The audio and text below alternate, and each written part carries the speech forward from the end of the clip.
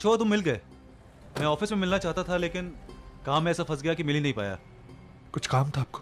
हाँ, मुझे बस ये पूछना था कि तुमने सैलरी इंक्रीमेंट के पेपर साइन करवाया जयवंत से? मैं गया था लेकिन उन्होंने कहा कि अभी नहीं होगा, बाद में होगा। ये जयवंत भी ना, पता नहीं मैं कितना सही हूँ या कितना गलत, लेकिन जयवंत के बारे में मेरी कुछ खास अच्छी राय नहीं है। इंसान सही नहीं है वो। लेकिन अभी अर्चना से उसकी शादी तय हो रही है तो फिर कुछ कह भी नहीं सकते। खैर मैं कभी ऐसा चाहता नहीं था। आप कहना क्या चाहते हैं? मानो जयवंत मुझे कभी भी सही नहीं लगा अर्चना के लिए।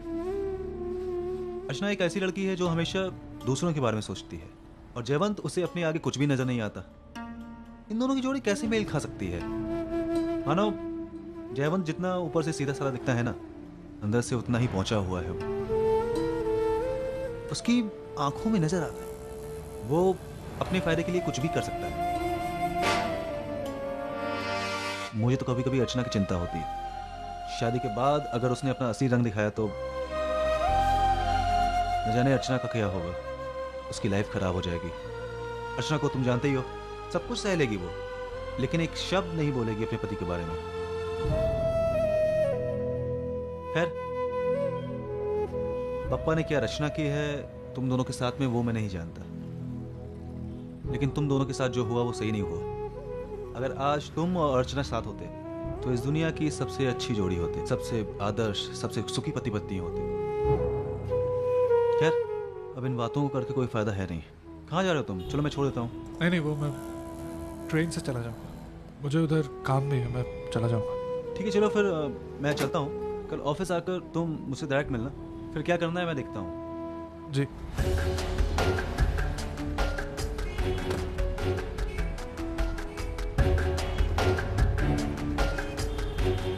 नहीं, मैं अर्चना की जिंदगी बर्बाद नहीं होने दूंगा।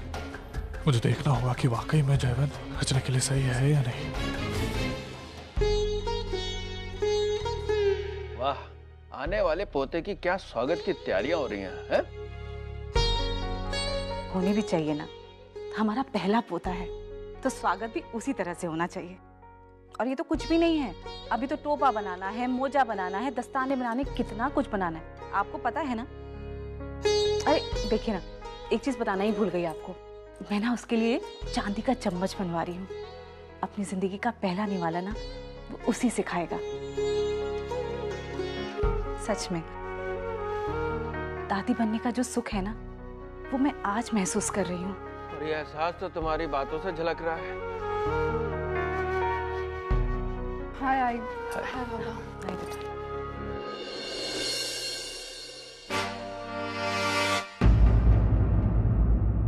वर्षा, कितनी थकी सी लग रही हो तुम।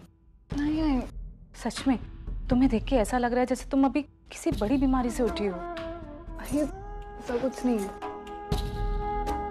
मैं जानती हूँ तुम्हें मेरी बातें अच्छी नहीं लगती, लेकिन क्या करूं, मन नहीं मानता इसलिए बोल देती हूँ। वर्षा, तुम क्यों कर रही हो ऐसा? क्यों अपने बच्चे की सेहत के साथ खिलवाड़ कर रही हो तुम? क्या जरूरत है तुम्हें काम करने की? अरे आराम करो, घर में बैठो। और एक चीज बताओ मुझे, आखिर साबित क्या करना चाहती हो तुम? मैं सिर्फ इतना कहना चाहती हूँ कि तुम्हारी इस जिद से ना तुम्हारे बच्चे की सेहत पे असर पड़ेगा। बच्चा, आई फॉर गॉड सेक बंद करो ये टॉपिक। एक ही बात सुनकर पक गई हूँ मैं। मुझे इससे लग रहा है कि बच्चे के अलावा मेरी खुद की कोई जिंदगी ही नहीं है। अच्छा बेटे, तुम गलत कह रही हो। एक मिनट बाबा, अब टॉपिक निकल ही गया है तो मैं कुछ बातें आई से क्लियर करना चाहती हूँ। आई, जो बच्चा इस दुनिया में अब तक आया भी नहीं है, आपको उसकी इतनी फिक्र है, और आपकी बहू जो 24 घंटे आपके सामने खड़ी होती है उसकी कोई चिंता नहीं। ये तुम क्या बोल रही हो वर्षा? कहाँ की बात कहाँ ले जा रही हो तुम? मैं तुमसे सिर्फ इतना कहना चाह रही हूँ वर्षा कि अपने आप को इतना एग्जॉस्ट मत करो जिससे तुम्हारे बच्चे की सेहत पे असर पड़े। देखा, मेरे इतना कहने के बावजूद आई अब अभी भी बच्चे की सेहत के बारे में ही बात कर रही है। मेरी अपनी कुछ एम्बिशंस है, कुछ चाहते हैं, मैं कुछ बनना चाहती हूँ, कुछ करना चाहती हूँ, मुझे वो सब अच्छा लगता है। और उसके साथ साथ अपनी सेहत का जितना ख्याल मैं रख सकती हूँ मैं रख रही हूँ ना। लेकिन मुझे नहीं लगता आप लोगों को ये बात समझ में आ रही है। मुझे तो अब ऐसे लगने लगा है कि इस घर में आपके होने वाले पोते की सिर्फ माँ बनकर रहेगी मैं, और कुछ नहीं। तो इसमें बुराई क्या है वर्षा? एक बच्चे की माँ के रूप में पहचाने जाना एक औरत के लिए गर्व की बात होती है। ऐसा आपको लगता है? ये आपकी सोच है आई, मेरी नहीं। मुझे लगता है कि सारे रिश्ते बनाने के बाद खुद अपने लिए कुछ स्पेस रखना, इसमें बिलीव करती हूँ मैं, और मुझे नहीं लगता ये कुछ गलत है। एक बात सच कहूँ, आपके इस बिहेवियर से ना मुझे फ्रस्ट्रेशन होने लगा है। मुझे कभी कभी ऐसा लगता है कि अच्छा होता अगर मेरी जिंदगी में बच्चे का झंझट ही नहीं होता। वर्षा,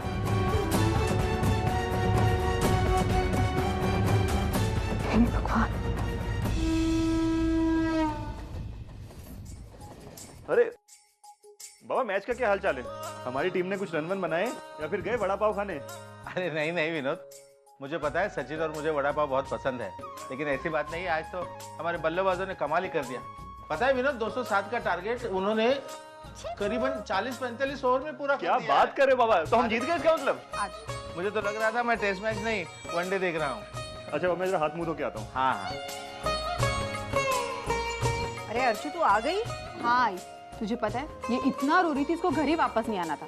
फिर मैंने इसको चॉकलेट दिलाई और वापस लेकर आई, वरना ये मैडम तो आ ही नहीं रही थी। अरे सुलोचना, सुन रही हो ना? अरे भाई, इंडिया मैच जीत गई है। तो मैं क्या करूं?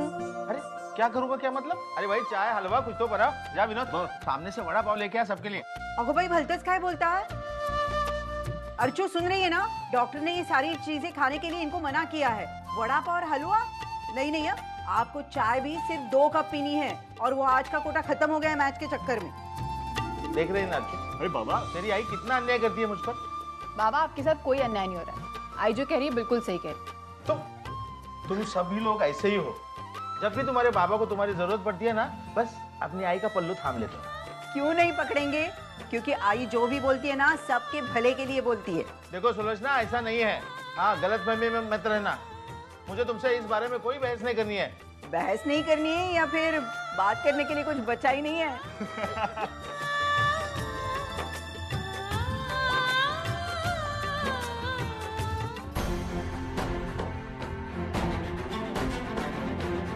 क्या करूं? जयवंत के बारे में बात करूं अर्चना से? मेरा इस तरह बात करना सही होगा या गलत, मैं नहीं जानता, लेकिन अर्चना की भलाई के लिए मुझे उससे बात करनी ही होगी। अगर वाकई में सतीश और अजीत की बात में सच्चाई है तो मुझे अर्चना को आगाह करना ही पड़ेगा।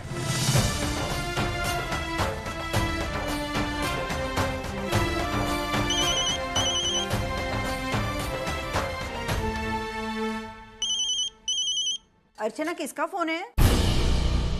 आई, वो मेरी किसी सहेली का फोन है। मैं अभी आई।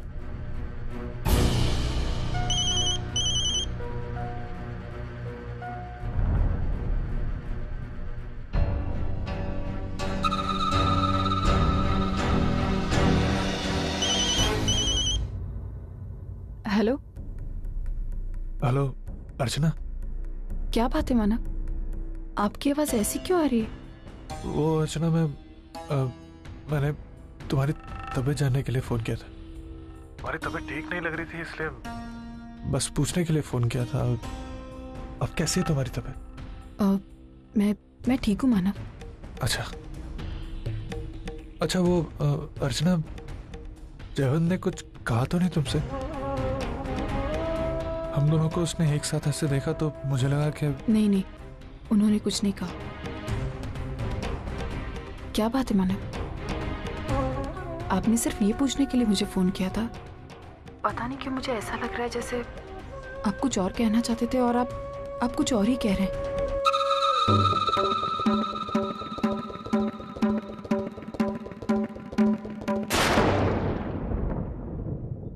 अरे वाह, इसका मतलब ये है कि यहाँ चोरी छुपे खड़े होकर मानव से बात की जा रही है। अर्जू, अब तुम अंदर और फिर मजा देखो।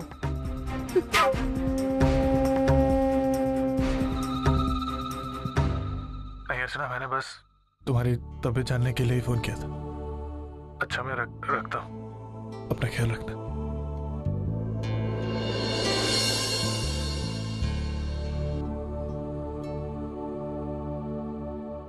मुझे ऐसा लग रहा है जैसे मानव कुछ कहना चाहते थे, पता नहीं क्या।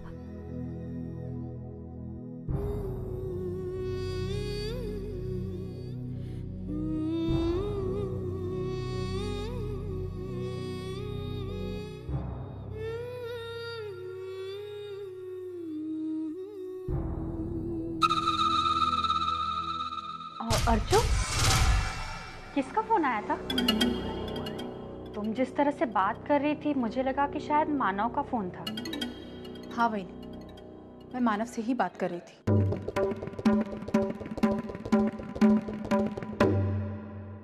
अर्जु, इतना कुछ हो गया है, तू फिर भी नहीं समझ रही है। तू बार बार वही गलती दोहरा रही है जो तू 10 बार कर चुकी है। अर्जु, तेरा मकसद मानव को जेल से छुड़ाना था, जिसके लिए तूने हम सबकी नाराजगी मोल ली। अब तेरा मकसद पूरा हो गया है। मानव जेल से छूट चुका है, लेकिन तू उसके बाद भी मानव से बात कर रही है। अगर अर्जु ये वाली बात जयवंत या उसके घर वालों को पता चलेगी तो? अर्जु, मेरी एक बात समझ में नहीं आ रही है कि तुझे एक बात को बार बार बताने की जरूरत क्यों पड़ रही है। हाँ अर्जु, विनोद बिल्कुल ठीक कह रहे हैं। और हाँ, तुम जयवंत से शादी करोगी ना? या इस बारे में नए सिरे से सोच रही हो?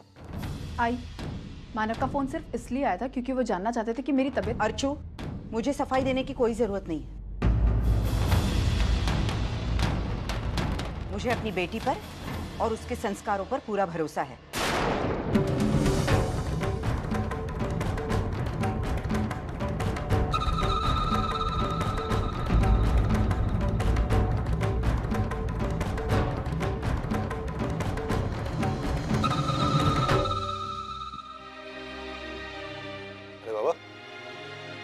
अकेले बैठे हुए हैं आप? खाना खाया? मालूम है मेरा इंतजार कर रहे होंगे आप। कितनी बार कहा है कि मेरा इंतजार मत किया करिए। क्या बात है बाबा? कुछ परेशानी? वर्षा और तेरी आई के बीच में फिर झगड़ा शुरू हो गया।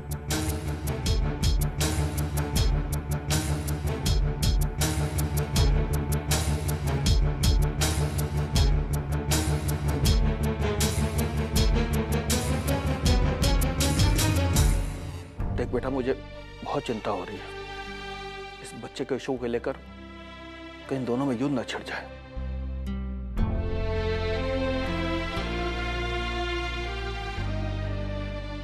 बाबा, मैं थक चुका हूँ। आई को समझाने जाता हूँ तो आई बुरा मान जाती है। वर्षा को समझाता हूँ तो उसे लगता है कि मैं आई की तरफदारी कर रहा हूँ।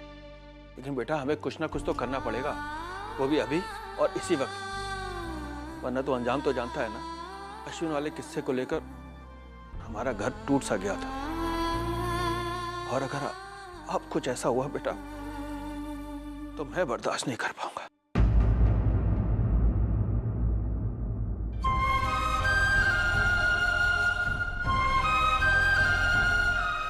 अब आप कहते हैं तो मैं वापस से कोशिश करूंगा, लेकिन दोनों अपनी जिद पर अड़ी हुई हैं। तो एक काम कर, तू वर्षा को समझा, मैं भावना को समझाता हूँ। और हाँ, वर्षा को एक बात और समझा दो। उसने जो आज ये बात कही है कि ये बच्चा ना होता तो अच्छा होता, ये बात मुझे बिल्कुल पसंद नहीं आई।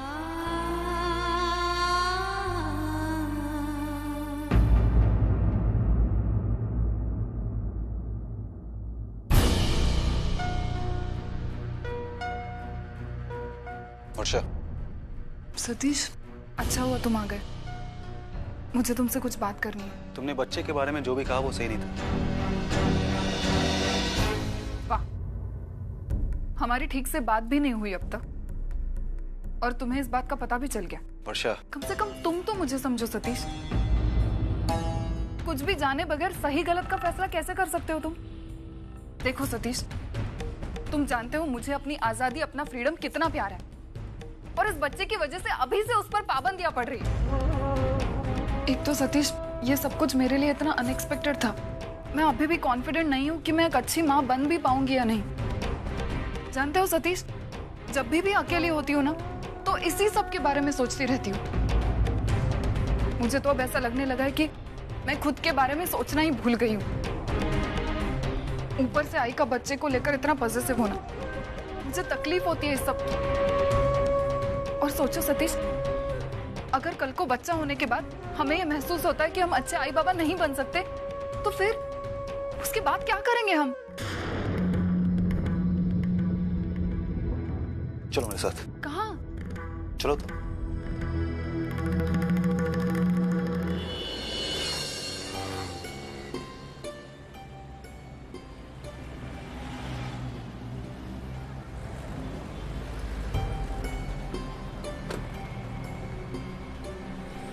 सतीश, ये वर्षा, ये देख रही हो, इनके पास घर नहीं है, 2 वक्त की रोटी ये ठीक से कमा नहीं सकते, लेकिन ये माँ है और यही माँ होने का एहसास इन्हें अपने बच्चे की परवरिश करने की ताकत देता है, समझ देता है।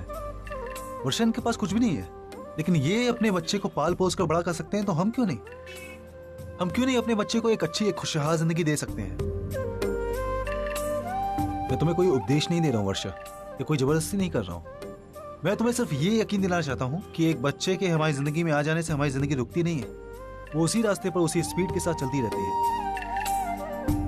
वर्षा, मैं तुम्हें यहाँ पर इसलिए लाया ताकि तुम्हारे अंदर जो बच्चे को पालने का भय है, उस भय को मैं निकाल सकूं, उसे खत्म कर सकूं। तुम्हें लगता है ना कि बच्चे के आ जाने से तुम्हारी जिंदगी यहीं पर खत्म हो जाएगी? ऐसा नहीं है वर्षा। वर्षा, ये जो फैसला है ना, ये तुम्हारा है और सिर्फ तुम्हारा है, वो हमेशा तुम्हारा ही रहेगा। बच्चे को तुम्हें पालना है या नहीं पालना है, मैं सिर्फ ये चाहता हूं कि तुम मां बनने जा रही हो, तो तुम इस नए एहसास को फील करो। बच्चा बहुत बड़ी दौलत होती है इस दुनिया की, उसकी तुलना हम किसी और चीज से नहीं कर सकते। इस दौलत को अपना लो, ये तुम्हें बहुत खुशी देगी, बहुत सुकून देगी।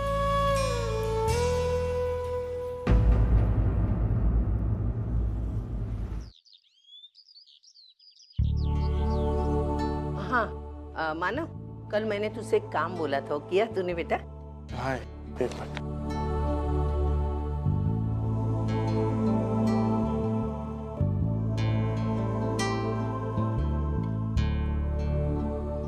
ये ले। पूरे लाए ना बेटा?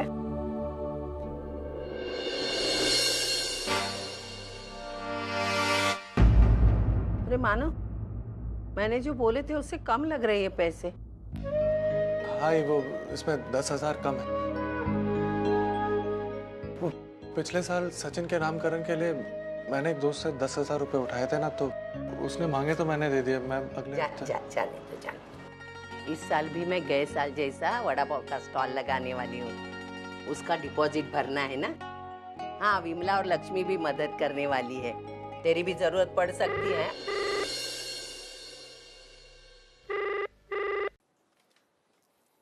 हेलो, जयवंत बोल रहा हूँ, मानव है। एक मिनट। हाँ मानव, जयवंत का फोन है, तुझसे बात करना चाहते हैं, आजा। मुझे आदमी कभी अच्छा नहीं लगा, पहली बार मुलाकात हो गई तभी मैं समझ गई पागल है, येड़ा है। सुलोचना ताई ने अपनी बेटी के लिए इसको कैसे, जाने तो मुझे क्या करना है अर्चना और उसकी जिंदगी। ले हेलो, तुमने सतीश से मेरी कंप्लेन की? सर, मैंने मेरे खिलाफ मुंह खोलने की हिम्मत कैसी हुई तुम्हारी? मैंने तुमसे कहा था ना 2-4 दिन रुक जाओ, तो फिर मैनेजमेंट तक जाने की क्या जरूरत थी? सतीशा ने मुझे अपने कैबिन में बुलाकर बहुत खरी नोटिस सुनाई। मैं भागा जा रहा था या तुम्हारे इंक्रीमेंट, जो तुम्हें ये सब तमाशा करने की जरूरत थी? सर, मैंने एक बात कान खोलकर सुन ले मानव, अगर तुम मेरे साथ पॉलिटिक्स खेलेगा ना, तो नौकरी से तो हाथ धो बैठेगा, तेरी निजी जिंदगी भी हराम कर दूंगा मैं, समझ गया ना?